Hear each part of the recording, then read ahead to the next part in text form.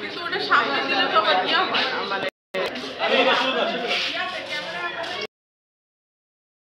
যে কয়েকজন নাম বলা হয়েছে তাদের মধ্যে কয়েকজন আন্দোলনে অংশগ্রহণ করেননি, যেমন হাসিবুল্লাহ, এবং তারা আসল কিনা সেটা অবশ্যই যাচাই করা। এখানে আমাদের আরো কিছু উপকমিটি ডিক্লারেশন করা হচ্ছে, সেটা এরা গোপনে রাখছে, কাউকে হ্যান্ডেল করছে, মানে গোপনে গোপনে বিষয়গুলো তারা বলে গেছে যে এটা আমাদের কাছে লিস্ট দেন, কিন্তু যখন এটা প্রকাশ পাইছে, প্রকাশ পাওয়ার পর তা আমরা শুনি যে মাদারপুরে চূড়ান্ত একটা লিস্ট চলে গেছে আহতদের, যেখানে ম্যাক্সিমাম মানে এমন লোক আছে যারা আন্দোলনে অংশগ্রহণ করে নাই, ইভেন আন্দোলনে সামান্যতম আচরণ হয় নাই।